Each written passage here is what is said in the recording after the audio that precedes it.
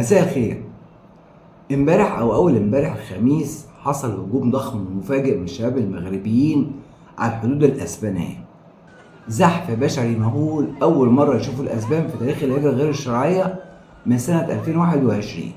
ايامها كان وصل 10,000 مهاجر وتسببوا في ازمه دبلوماسيه بين البلدين. المره دي حوالي 50,000 من البشر، معظمهم مغاربه وفي سن الشباب، كلهم هجموا على الحدود الاسبانيه وتحديدا على مدينة سبتة الإسبانية ومعها كمان مدينة مليل، ودخلوا على المدينة سباحة.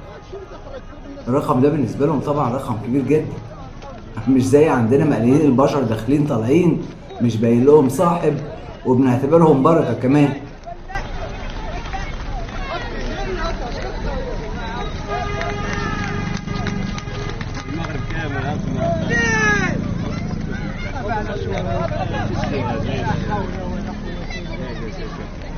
شوف يا برو شنو صار هذا فين ماشي دابا شوف يا ويكين يوم مشهور ما كاين.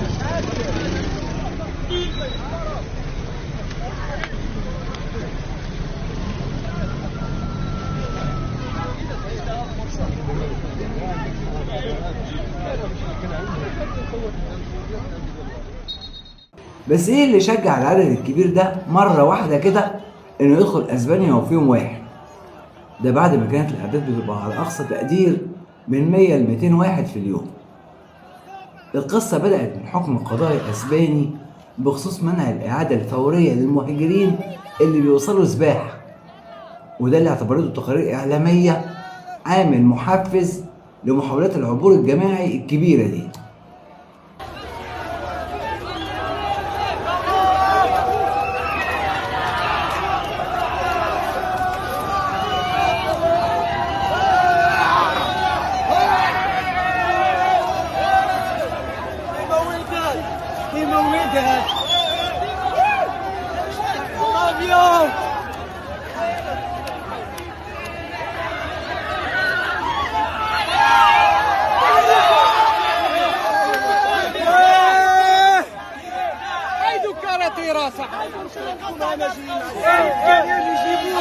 Vamos España, vamos.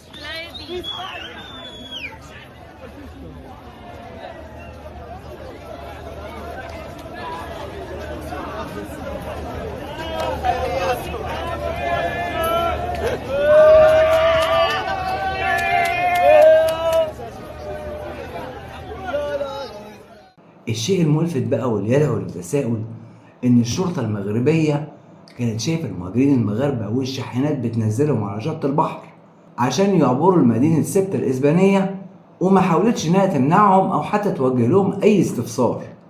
محدش قال لهم انتوا رايحين فين ولا بتعملوا ايه، مع انه معروف طبعا عندهم ان ده هروب جماعي عن طريق البحر لاسبانيا.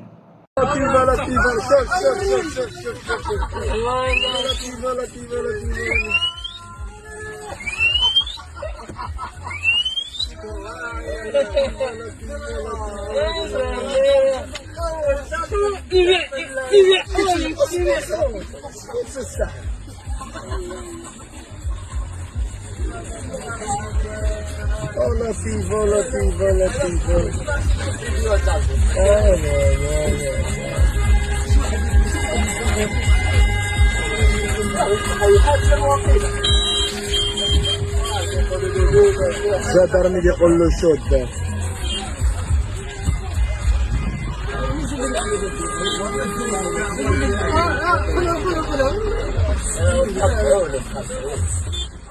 طبعا غير عدد منهم للأسف، وتم انتشار حوالي 50 جثة كده تقريبا، وعبر من 50 ل 60 ألف شخص إلى الداخل الأسباني. لما دخلوا سبتة بقى، ودي مدينة بتتمتع بالحكم الذاتي على فكرة، وكان متنازع عليها مع المغرب وتحت الإدارة الأسبانية دلوقتي، وبتستعمل اليورو كعملة محلية. لما دخلوا بدأ أهالي سبتة يحسوا بالخطر وبدأوا يطردوهم في الشوارع ويرموهم بالطوب، وقفلوا المحلات في وشهم عشان ما يلاقوش حاجة ياكلوها ولا يشربوها. وطبعا المغاربة مش بيسكتوا، ردوا عليهم طبعا، واشتعلت المناوشات والخناقات والضرب والتكسير. الاسبان للاسف مش عارفين ان دول البركه اللي حطت على بلادهم، وبسببهم البلد هتتنقل نقله تانية خالص. دخل الفرد هيزيد، والحياه هتبقى اكثر رفاهيه، والامنيات كلها هتتحقق من غير اي مجهود، زي ما حصل كده عندنا في مصر بالظبط. من يوم ما حلت بركه اللاجئين السوريين والسودانيين والافارقه واليمنيين وغيرهم وغيرهم وغيرهم. اسالونا احنا. الاسباب من جهلهم بان اللاجئين والمهاجرين غير الشرعيين دول بركه وجات لهم من عند ربنا، قاموا نزلوا وحدات من الجيش الاسباني عشان تساعد الشرطه في سبته في القبض على البركه المغاربه. هما بيقولوا ان عدد البركه المغاربه اللي دخلوا في فتره قليله وصل لحوالي 60,000. بيدرو سانشيز رئيس الوزراء الاسباني اعتبر ان ده اعتداء على وحده وسياده الاراضي الاسبانيه ويستحق الادانه باشد العبارات، واكد ان اسبانيا كلها واقفه جنب سبته، وان الحكومه بتدعم المدينه ذات الحكم الذاتي بشكل كامل. وقال ان السلطات هتكثف انتشار قوات واجهزه الامن في شوارع المدينه، وهتنشر حاجز مادي بحري لاحتواء محاوله العبور وتسهيل اعاده المهاجرين عند الحدود تنفيذا لحكم المحكمه العليا. المهم قبضوا على 48,000 ورحلوهم على المغرب في يوميها. لا استنوا الناس تاخد نفسها من السفر، ولا يريحوا شوية، ولا حتى يشربوا بق مية. برضو دول الاتحاد الأوروبي وعلى رأسهم جورجيا ميلوني رئيس وزراء إيطاليا وإيمانويل ماكرون الرئيس الفرنسي اقترحوا تعليق العمل مع أسبانيا باتفاقية شنجن الخاصة بالمرور الحر عبر دول الاتحاد الأوروبي عشان ما حدش يدخل ليهم منها طبعا. وإيطاليا ما كتبتش خبر وقامت بالتنفيذ فورا. أما ماكرون فدى تعليمات بتشديد الإجراءات الأمنية على الحدود ما بين فرنسا وأسبانيا. ترامب طبعا لازم يكون في وسط أي حدث يحصل في العالم، وشبه تدفق المهاجرين لسبتة بالاجتياح، وحذر من تكرار السيناريو في أمريكا إذا لم يتم انتخاب الجمهوريين. ترامب طبعا من جواه فرحان جدا باللي حصل في أسبانيا. ما احنا مش عايزين ننسى ان ترامب ونتنياهو بينهم وبين بيدرو سانشيز طار بايت، طبعا بسبب تأييد اسبانيا لغزة من اول يوم في الحرب، وكمان حظر تحضير السلاح الاسباني لاسرائيل، ورفض اسبانيا دفع 5% اللي طلبها ترامب في ميزانية حلف الناتو، ومؤخرا رفض اسبانيا لاستخدام القواعد العسكرية المشتركة في اراضيها في الحرب ضد ايران، وغيره وغيره وغيره. ويبدو ان السماح بهروب المغاربه لاسبانيا ده كان نوع من انواع التملق لترامب من ملك المغرب.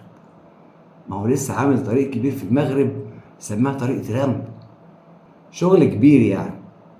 عموما نرجع لموضوعنا، لان احنا لو كملنا في الحكايات دي مش هنخلص. كل دول العالم خايفه ومرعوبه من الهجره غير الشرعيه الا احنا في مصر. احنا ما نعرفش خوف ابدا، احنا شجاع السيما. وهنخاف من ايه؟ دي بركة وربنا بعتها لنا. مش الامن والامان اللي احنا فيه ده ببركة الناس دول؟ ده حتى زول بس محترم اسمه يزن كاتب بوست بيقول فيه: للأسف أنا سوداني بس عايش برا مصر، وليا صديق سوداني بمصر جاي تهريب. بيقول لي احنا بناخد دعم علشان نعمل فوضى بمصر وأولها الزقازيق أمس. يا ريت تخلوا بالكم من بلدكم. الكلام ده بعد ما مجموعة من السودانيين ولعوا في جراج في الزقازيق وحرقوا فيه 3 عربيات من شهرين تقريبا. فاكرين الموضوع ده؟ وادي بوست تاني لسيدة مصرية محترمة منشور في جروب شكاوي محافظة الجيزة على فيسبوك، نشر صورة الكافيه اسمه جولدن كافيه وكاتبة تقول: السادة مسؤولي محافظة الجيزة والأمن القومي وكل مسؤول خايف على البلد. ده كافيه في شارع عمان مع ناصية عمر بن الخطاب منطقة الدقي. الواجهة واليافطة كافيه، لكن واقع الأمر هو خمارة تخص اللاجئين السودانيين. الوباء اللي نزل على بلدنا، ايه ذنبنا نشوف مناظرهم وهم خارجين بيتطوحوا من السكر في الشارع ويتعرضوا للمرض؟ هم كاتبين ان في مكان للعائلات، معرفش عائلات ايه اللي بتنزل تسكر وتعربد دي. المنطقة كلها كافيهات ليهم بتفضل فاتحة للصبح بدون أي رقابة من أي مسؤول. معروف إن البلد فيها جنسيات مختلفة كتيرة وفاتحين بيزنس كوجهات لأعمال أخرى ضد القانون. مين اللي بيديهم تصريح الشغل؟ هي أكيد مش وزارة السياحة اللي بتسمح لهم بفتح كافيهات وملاهي ليلية. وهنا أنا مش بتكلم عن الكافيهات فقط، لأ، ده في مطاعم وكافيرات وملابس. هل الناس دي متسجلة عند الدولة وبتدفع حقها في التصاريح والضرايب؟ أشك جدا إنهم مسجلين ومعاهم ورق رسمي. إحنا ممكن نساعد وندلكم على المحلات اللي في كل شارع. والله كتر خيرك، ويا ريت الكل يعمل زيك. ما هو لو كلنا عملنا زيها هنخف من القرف ده شوية برضه. مش عايزين نقعد متفرجين يا جماعة لغاية ما الفاس تقع في الراس. وعشان بقى حكومة اللاجئين بتاعتنا تحس بالفخر باستقبال الأشكال الضالة من كل بقاع الأرض، وخصوصا بتوع حلايب وشلاتين سودانية، وضافوا لها أبو رماد كمان. ضيوف البركة بتوعهم قرروا يعملوا بيبي في المية اللي بتشربوا منها. بتكلم جد. عاملين حملة اسمها يلا نبول في النيل. والله شفتوا القرف اللي انتوا بتجيبوه لنا؟ مش مكسوفين والنبي؟ لمين أقذر من أنجبة الأرض من مخلوقات ومدخلينهم بلدنا؟ البوست منشور في جروب اسمه حلايب وشلاتين وأبو رماد سودانية 100%. مش عارف ليه ما ضافوش فيصل كمان. والبوست مدعوم بصورة معفنة بالAI عشان كمان يلفت النظر. البوست بيقول يلا نبول في النيل، كل بداية زنجة تجيل يلا نبول في النيل، ده هدفنا القادم، هو نتبول في النيل في أي حتة داخل الأولاد فيفي عشان يشربوا بول أسيادهم. الجرابيح دول أسيادنا، ماشي، كفاية شبعنا منهم شتيمة. أي شتيمة تجيك أنت كسوداني اتذكر إنك تبول في النيل، تفك الغبينة والزعل بتاعك. خلي يجيهم كبد وبائي ولا سرطان ولا أي مصيبة تاخدهم. إلهي تجيلك مصيبة تاخدك أنت يا بعيد. شكرا يا ابن الوطن البار العزيز، أول سوداني، كل الحب يا وطني. الحملة دي لإرجاع كرامتنا وحقنا في الشتيم. اعملوا مشاركة، خلوها تصل أكبر عدد. وحاطط لي صورة قرد بيعمل بيبي في النيل. أهو ده رد الجميل بتاع إكرام الأنجاز. هيتبولوا في المية اللي بتشربوها.